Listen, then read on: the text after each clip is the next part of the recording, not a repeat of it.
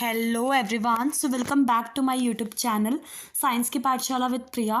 तो कैसे हैं आप सब? आई होप आप सब बहुत अच्छे होंगे, बहुत अच्छे से पढ़ाई कर रहे होंगे। तो हम बेसिकली क्लास 8 का चैप्टर 4 कर रहे हैं, जो कि आपका कंबशन एंड फ्लेम है। तो आइए आज बिना किसी देरी के हमें आज शुरू करेंगे। ये सब हम पढ़ चुके हैं, ठीक है। तो अगर आपने इससे पहले वाली वीडियो नहीं देखी तो आप मेरी प्लेलिस्ट चेक कर सकते हैं। तो आज हमें पढ़ना है फ्लेम के स्ट्रक्चर से, ठीक है, स्ट्रक्चर ऑफ अ फ्लेम, ठीक है। यहाँ से हमें शुरू करना है। तो हम बिना किसी देरी के आज एक्टिविटी 4.5 से शुरू करते हैं, ठीक है। अगर आप पहली बार विजिट कर रहे हैं चैनल पे तो प्लीज़ मेरी सारी प्लेलिस्ट चेक कर लीजिएगा, ठीक है। मैंने क्लास 6, 7, 8 हम कर रहे हैं बेसिकली, और 6, 7 हम ख़त्म कर चुके हैं, ठीक है। तो आइए एक्टिविटी 4.5 को देखते हैं। इसमें आपको क्या करना है, एक कैंडल जलानी है, ठीक है। और पहले से ही बोला है कि प्लीज़ आप सावधानी रखिएगा कैंडल जलाने में। उसके बाद आपको क्या करना है, 4 से 5 सेंटीमीटर एक लंबी सी पतली सी ग्लास ट्यूब लेनी है with a pair of Tong, ठीक है, जो चिमटा होता है उसकी मदद से। And introduce it one and in the dark zone of non flickering candle flame. आप 4.10 वाले फिगर में देखिए, ठीक है। तो इसमें क्या करना है, आपने ग्लास की वो ट्यूब ली, फिर उसको जो नॉन फ्लिकरिंग एंड है वहाँ पे आपको क्या करना है, उसको इंट्रोड्यूस करवाना है, ठीक है। इसके बाद क्या करना है, एक जलती हुई माचिस उस ट्यूब के पास उस ट्यूब के दूसरे एंड पे ले जानी है, ठीक है। Do you see a flame caught at this end of the glass tube after a while? If so what is it that produces a flame? ठीक है, आपको वैक्स को नोटिस करना है near the heated wick melts quickly. अब आप एक बार ध्यान से सब कुछ छोड़िए, बस इस फोटो को देखिए। तो इस फोटो में क्या किया जा रहा है, एक ग्लास की ये ट्यूब या रॉड लिया है इन्होंने, ठीक है। एक तो ये एक साइड को तो ये कैंडल से जला रहे हैं, ठीक है, और एक साइड जो है उसको मैच स्टिक से हीट कर रहे हैं। और इन्होंने किसकी मदद से पकड़ा है इसको, जो चिमटा होता है या टोंग की मदद से, ठीक है। अब देखो, द सब्सटेंस विच वेपराइजेज, ठीक है, बर्निंग के दौरान जो सब्सटेंस वेपराइज होता है वही क्या करता है, फ्लेम देता है। फॉर एग्जाम्पल, अगर आपका केरोसिन ऑयल है या फिर मॉल्टन वैक्स है, rise through the wick and are vaporise during burning, और क्या प्रोड्यूस करेंगे, फ्लेम्स बनाएंगे। अब दूसरी तरफ आप चारकोल ले लो, ठीक है, डज नॉट वेपराइज, ठीक है, इसीलिए so does not produce a flame, ठीक है। तो उसमें फ्लेम प्रोड्यूस नहीं होता। तो इसमें आपको ये चीज़ बताया हुआ है कि फ्लेम क्यों प्रोड्यूस होता है। कोई भी सब्सटेंस जब जल रहा है, वेपराइज हो रहा है, तभी वो फ्लेम प्रोड्यूस करेगा, ठीक है। और दूसरी तरफ चारकोल आपका क्या होता है, वेपराइज नहीं होता, तो वो फ्लेम प्रोड्यूस नहीं करता। तो अब जो एक्टिविटी 4.5 है, could the vapour of wax coming out of the glass tube be the cause of the flame produce? क्या वो वजह है उस फ्लेम के प्रोड्यूस होने का? अब इसमें देखो, अब आपको क्या करना है, when the candle flame is steady, introduce a clean glass plate, ठीक है, या फिर slide into the luminous zone of the flame. अब जो फ्लेम का ल्यूमिनस जोन है वहाँ पे आपको करना है। अगर आप ध्यान से इन दोनों को देखें, इसमें आप ध्यान से देखें इन्होंने क्या कहाँ पे इंट्रोड्यूस किया है, यहाँ पे। और अगर आप इस फोटो में ध्यान से देखें तो इन्होंने जो ग्लास वो लिया है बिल्कुल उसके ऊपर रखा है, ठीक है। तो अब इसमें आपको क्या करना है, आपको उसको होल्ड करके रखना है with a pair of tongs about 10 second के लिए, और उसको हटा देना है। तो आप क्या ऑब्जर्व करेंगे, ठीक है।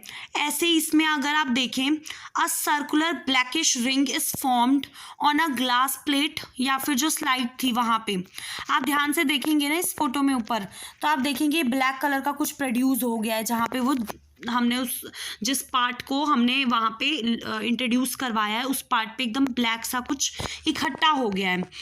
तो एक circular blackish ring is produced on the glass plate या फिर स्लाइड। ये क्या इंडिकेट कर रही है कि जो आपका कार्बन पार्टिकल्स हैं उनका डिपोजिशन हुआ है, वो इकट्ठा हुए हैं ऑफ अनबर्न्ड कार्बन पार्टिकल्स, जो जल नहीं पाए हैं पार्टिकल्स वो वहाँ पे इकट्ठा हो गए हैं, जो आपके कहाँ पे प्रेजेंट होते हैं, luminous zone of the flame, ठीक है। ये सब चीज़ें अभी हम अच्छे से स्ट्रक्चर देखेंगे तो आपको एक एक चीज़ें समझ में आ जाएंगी। अब इसके बाद आपको 14.12 वाले में देखो, यहाँ पे इस फोटो में देखो, इसमें इन्होंने क्या किया है, इसमें इन्होंने बेसिकली क्या किया है, एक पतली सी लंबी कॉपर की वायर ली है just inside the non luminous zone of a flame for 30 seconds. ठीक है, 30 सेकेंड के लिए इन्होंने लिया है। एंड नोटिस दैट कि जो पोर्शन था कॉपर का वो जस्ट आउटसाइड द फ्लेम वो एकदम रेड हॉट हो गया है। ठीक है, क्या ये इंडिकेट करता है कि जो नॉन ल्यूमिनस जोन है फ्लेम का हैज़ हाई टेम्परेचर। ठीक है, तो in fact this part of the flame is the hottest part. अब सबसे पहले आप इसमें ध्यान से इस फोटो में देखिए, अलग अलग जोन्स दिखा रखे हैं। ठीक है, आई होप आपको ल्यूमिनस नॉन ल्यूमिनस ये सब तो पता होगा। आपने सुना होगा ल्यूमिनस ऑब्जेक्ट्स होते हैं, ठीक है, जो अपनी जिनकी खुद की लाइट एमिट करते हैं, तो वो जोन है, और एक नॉन ल्यूमिनस जोन है इसमें। अब आप ध्यान से देखिए, इसमें सबसे ज़्यादा जो सबसे हॉट वाला जो जोन होगा वो ये वाला जोन होगा, इस फोटो में दिख रहा है। ठीक है, outer zone of complete combustion, blue colour का जो होता है ना आपका, वो होता है outer zone of complete combustion. ये बीच वाला जोन देखेंगे तो ये मॉडरेटली हॉट होता है, और सबसे कम हॉट आपका बिल्कुल जो येलो कलर का जो बिल्कुल अंदर वाला है वो। ठीक है, और जो middle zone of partial combustion वो थोड़ा येलो वाला है। वैक्स कैंडल ये है आपकी, और innermost zone of unburnt wax जो ब्लैक कलर का ये होता है बिल्कुल यहाँ पे। ठीक है, ये सब आपके क्या है, अलग अलग जोन्स हैं। अब इसमें देखो, जो गोल्ड स्मिथ होता है, जो आपका ये सोने वाला क्या बोलते हैं उसको, जो सोनार होता है, ठीक है, वो क्या करता है, blow the outer most zone of a flame with a metallic blow pipe for melting gold and silver. ठीक है, जब उसे क्या करना होता है, गोल्ड या सिल्वर को पिघलाना होता है, मेल्ट करवाना होता है, तो वो क्या करता है, ब्लो करता है, फूंक मारता है जो आउटर मोस्ट जोन होता है ना फ्लेम का, उस पे।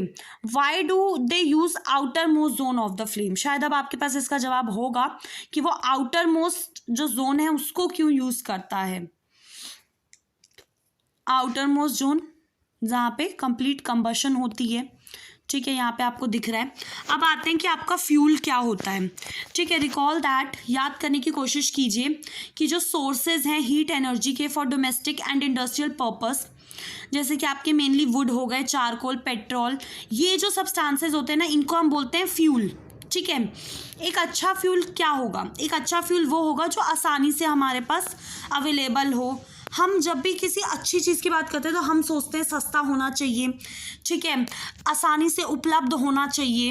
It Burns easily in air at a moderate rate, it produces a large amount of heat. ठीक है, और बाद में ना कुछ भी उसका अनडिज़ायरेबल सब्सटेंस नहीं बचना चाहिए।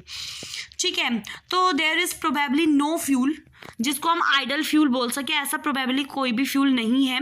तो we should look for a fuel जो मोस्ट ऑफ द रिक्वायरमेंट हमारी पूरी कर सके। ठीक है, फ्यूल आपका डिफर करते हैं कॉस्ट में, कुछ फ्यूल आपके चीपर होते हैं। ठीक है, अब इसमें क्या है, make a list of fuel जो आप जिनको जानते हैं, जो फेमिलियर हैं आपसे। ठीक है, और उनको सॉलिड लिक्विड इनका आपको टेबल में इसको भरना है। ये वाली टेबल अगर ध्यान से देखें, जैसे इन्होंने सॉलिड फ्यूल में आपका कोल भर दिया तो आप भी कुछ कुछ भरेंगे, केरोसिन ऑयल भर दिया, गैस में नेचुरल गैस हो गया। ठीक है, अब हम आते हैं fuel efficiency. Suppose you were asked to boil a given quantity of water. ठीक है, कि मतलब जो उपले होते हैं, गाय का जो गोबर होता है, काऊ डंग, उसके उपले बनाए जाते हैं। कोल हो गया, एलपीजी का, इनको ना इस्तेमाल करके आपको कोई चीज़ बॉईल करने को बोला जाए तो विच फ्यूल वुड यू प्रेफर, आप क्या प्रेफर करेंगे और क्या रीज़न देंगे। आप इसमें अपने पेरेंट्स की भी मदद ले सकते हैं, उनसे पूछ सकते हैं क्या ये जो फ्यूल है ये सेम अमाउंट पे हीट प्रोड्यूस करेंगे तीनों। ठीक है, तो अब आते हैं कैलोरीफिक वैल्यू क्या होती है, the amount of heat energy produce on complete combustion of 1 kg of fuel. तो कैलोरीफिक वैल्यू क्या होती है, जितनी एनर्जी प्रोड्यूस हुई, कौन सी, हीट एनर्जी, जब आपका 1 किलो जो फ्यूल है, 1 kg जो फ्यूल है वो पूरी तरीके से जल गया, तब जो एनर्जी प्रोड्यूस होगी वो क्या होगी, कैलोरीफिक वैल्यू। इसका जो ये कैलोरीफिक वैल्यू है फ्यूल का, उसको हम एक्सप्रेस करते हैं किलो जूल पर केजी। ठीक है, किलो जूल पर केजी के उसमें हम एक्सप्रेस करते हैं। अब कुछ का आपको दे रखा है, अगर ध्यान से देखें, जैसे काऊ डंग का दे रखा है, ठीक है, कि 6000 से 8000 आपको किलो जूल पर केजी एनर्जी मिलेगी, हीट एनर्जी। ठीक है, कोल का देख सकते हैं 25,000 से 33,000, फिर धीरे धीरे बढ़ता ही जा रहा है। फिर आपका सीएनजी पे देख लीजिए 50,000। ठीक है, अब आते हैं burning of fuel leads to harmful product. अब जो हम फ्यूल जलाते हैं उससे जो नुकसानदायक जो चीज़ें बनती हैं उसको देख लेते हैं एक बार। अब जो increasing fuel consumption has harmful effect, हमें पता है कि हमारे वातावरण, हमारे जो पर्यावरण है, हमारा जो इन्वायरमेंट है उस पर बहुत ज़्यादा इसके हार्मफुल इफेक्ट है। हम देख लेते हैं क्या है। अब जैसे आपका कार्बन फ्यूल है, लाइक वुड हो गया, कोल, पेट्रोलियम, ये क्या रिलीज करता है, अनबर्न्ड कार्बन को रिलीज कर देता है। ठीक है, इससे क्या होता है, जो पार्टिकल है ना, ये जैसे अस्थमा हो जाता है लोगों को, ये सब क्या है, ये कैसी बीमारी है, ये रेस्पिरेटरी डिजीजेज हैं। ठीक है, जो इन सब की वजह से होता है। एक बार हम ये डब्बे में देख लेते हैं। For centuries wood was used as a industrial और डोमेस्टिक फ्यूल के तौर पे हम लकड़ी का यूज़ किया करते थे, लेकिन अब इसको हमने कोल और दूसरे फ्यूल एलपीजी के साथ बदल दिया है।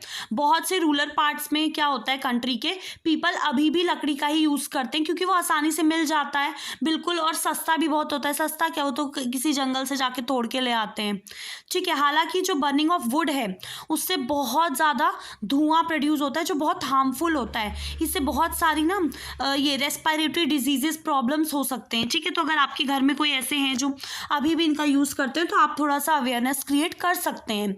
ठीक है, और हमें भी पता है कि जो पेड़ हैं वो हमारे लिए कितने ज़रूरी हैं। ठीक है, तो विच आर लॉस्ट, जब लकड़ियाँ जला देंगे हम उनको तो एक तरीके से डिफॉरेस्टेशन बहुत ज़्यादा बढ़ता जा रहा है। ठीक है, तो सबसे बड़ी बात पता है क्या, चीज़ों को पढ़ो। ठीक है, लेकिन पढ़ के अपनी लाइफ में इम्प्लीमेंट करने की कोशिश भी करिए तो बहुत अच्छा रहेगा लिटरली। ठीक है, क्या आपको पता है ये चीज़ गलत है तो आप जिन्हें नहीं पता उनको बताइए। ठीक है, कोशिश कीजिए कि एक अवेयरनेस आप फैलाएं अपनी तरफ से। ठीक है, अब आते हैं दूसरे पॉइंट पे। अगर देखो जो इनकम्प्लीट कंबशन होता है ना फ्यूल का, उससे कार्बन मोनोऑक्साइड गैस बनती है जो कि बहुत पॉइजनस गैस है। ठीक है, तो अगर एक ऐसा बोला जाता है ना कि कभी भी हीटर हो गया या फिर आपका ये जो कोल हो गया, इसको कभी भी कमरा बंद करके आप चला के छोड़ मत दीजिए। ठीक है, तो इसमें क्या होता है, क्योंकि बहुत डेंजरस गैस रिलीज करते हैं, अगर कोई आदमी सो रहा है ना तो वो मर सकता है उस रूम में सफोकेशन के कारण। तो इसमें बोला so that's why we are advise never to sleep in a room with burning smouldering coal fire in it. ठीक है, अब आते हैं तीसरा वाला। कंबशन जो है ज़्यादातर फ्यूल का, उससे क्या होता है, कार्बन डाइऑक्साइड वातावरण में, पर्यावरण में रिलीज होता है और उसकी कंसंट्रेशन क्या होती है, बढ़ती जाती है, जो क्या कॉज करता है, ग्लोबल वार्मिंग। और आप सब ग्लोबल वार्मिंग से बहुत ज़्यादा अवेयर होंगे कि ग्लोबल वार्मिंग क्या होता है। जब आपका टेम्परेचर जो है वो बढ़ रहा है धीरे धीरे of the atmosphere of earth, इससे क्या होता है, जो पोलर आइज हैं, ग्लेशियर्स हैं ना, जो बड़े बड़े बर्फ़ की जो चट्टानें हैं या वो सब पिघलना शुरू हो गए हैं, जिससे कि जो सी लेवल है वो बढ़ता जाएगा, जिससे उसके आसपास वाले जो इलाके हैं वहाँ पे क्या आएगी, बाढ़ आ जाएगी। ठीक है, और जो लो लाइंग कोस्टल एरियाज जो नीचे की तरफ हैं बिल्कुल, वो परमानेंटली पानी में डूब जाएंगे।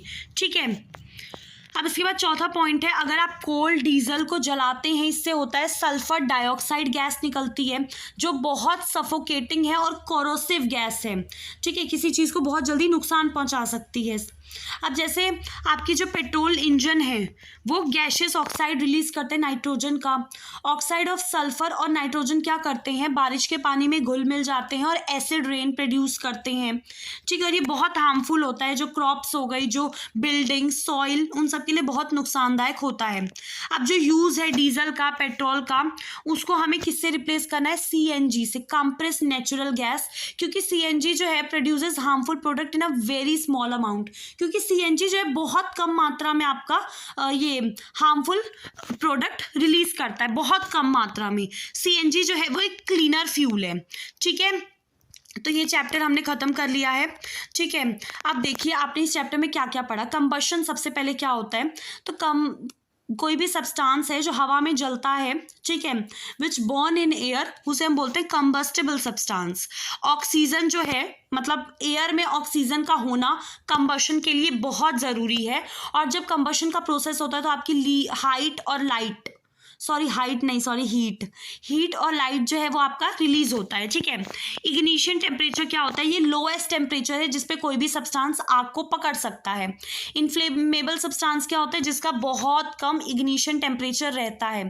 फायर को हम कैसे कंट्रोल कर सकते हैं, रिमूविंग वन और मोर रिक्वायरमेंट। अब आग को प्रोड्यूस करने के लिए जो जो ज़रूरतें हैं उसमें से अगर आप एक भी कम कर देंगे तो आपका जो आग है वो अपने आप कंट्रोल हो जाएगी। पानी जो है commonly use to control fire.